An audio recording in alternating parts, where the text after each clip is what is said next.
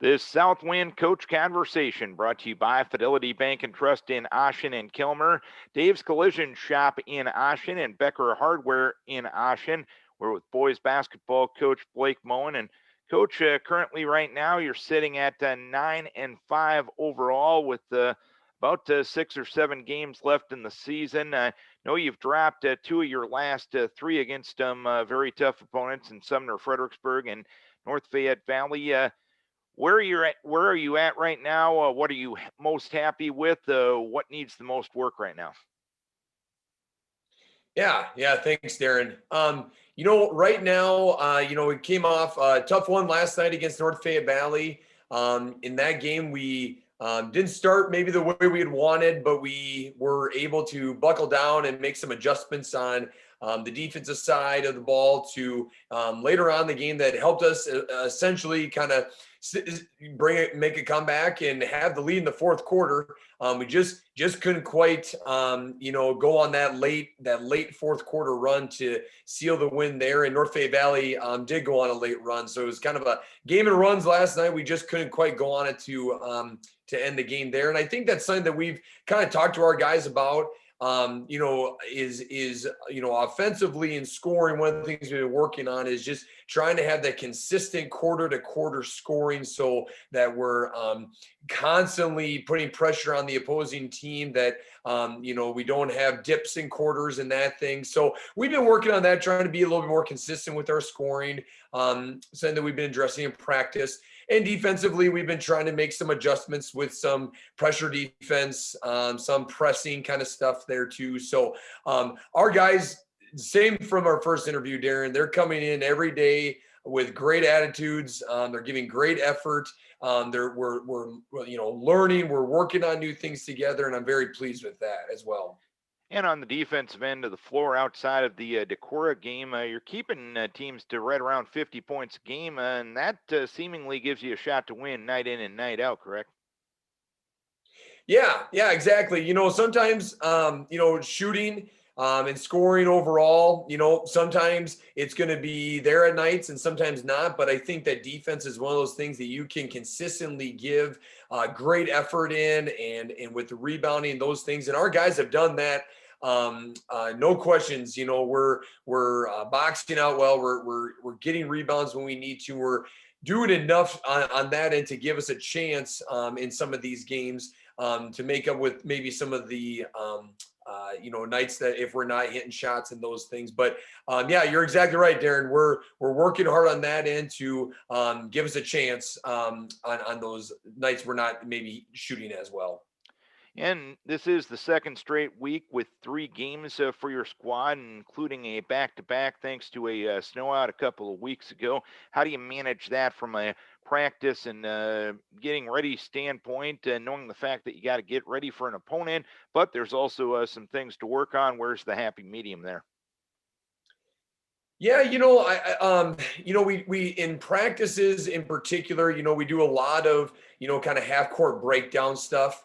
We certainly want to, at this late in the year, we're trying to watch our legs, of course. We've been going hard at it now for 2+ months. And so when we had those back-to-back games and 3 games in a week, we're practice-wise, it's a lot, of course, less conditioning, maybe not as much, hard up and down the floor, but it's a lot of talking through things, a lot of half court, a lot of just kind of looking at alignment kind of things and repping out stuff in the half court there. And practices too are meant to kind of keep getting up a lot of shots, keep working on those things there too, because we got to keep working on our shot on these weeks where we're, running, putting together 3 games. We got to make sure we keep that up as well.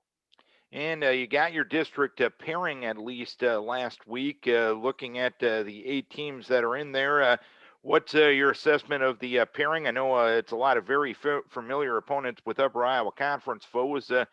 How do you break down your district pairing? I know you're focused on Thursday night, first of all, but postseason, that's going to get set here pretty soon. Yeah, no, that's exactly right. In fact, I want to say 2 weeks from, it'd be 2 weeks from yesterday would be our last game of the regular season. So yeah, you're right. It's right around the corner.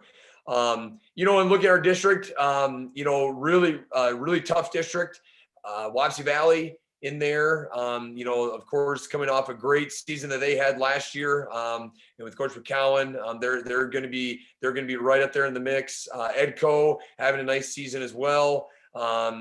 I also look at, just like you said, Darren, our conference teams, Turkey Valley, Key High's in there, of course, us, MFL, and Starmont I know is in there as well. So it's a lot of our, and I know I'm missing a few, but it's a lot of our, conference teams, and then Edco, Wapsie, and Starmont. So it's no matter who you play during that first round, second round, it's going to be a dogfight for sure. And I know the coaches get to vote on the seating this year as compared to years past, and that's been the way it's been for the last few years. With everything that has gone on this year, with pauses in the season, with COVID and everything like that, will the voting be a little bit more difficult this year than in years past, when seemingly you could take some this or that data and compare two teams? Yeah, I think so. I think possibly there. We have lost a game. We did lose one non-conference game that won't be made up against New Hampton there. So that would have been nice to, a game like that to have on the schedule, to be able to play, to kind of help with your non-conference, games, but also maybe your argument to try to be a higher seed. So, and there could be other teams in that boat there as well. The other thing, I guess the other thing, Darren, I would say is it could be a little different too, because every team is in the same boat. There might be a flux in amount of games that certain teams have played compared to us. So there could be some differences. There could be some things that we want to look at differently too. But ultimately, I think when we have these meetings, Darren, it kind of comes down to we look at, of course, where you're at in your conference, especially with us having so many conference teams in there. I do think you have to look at your non-conference schedule and how many games you've won there. I think that can help you get a higher seed as well. So I think those things in particular still are consistent, especially in our district where a lot of our teams are going to be similar from our conference. All right, Coach. Hopefully you can get back on the winning track with a couple games Thursday and Friday night, and hopefully the rest of the regular season is good, and you'll be as ready as you can here in a couple weeks for that postseason. Thanks for taking the time this morning. Yeah. Hey, thanks, Darren. No, appreciate the time. Appreciate the coverage as well. Thank you. This Southwind Coach Conversation brought to you by Becker Hardware in Ossian, Dave's Collision Shop in Ossian, and Fidelity Bank and Trust in Ossian and Calmar.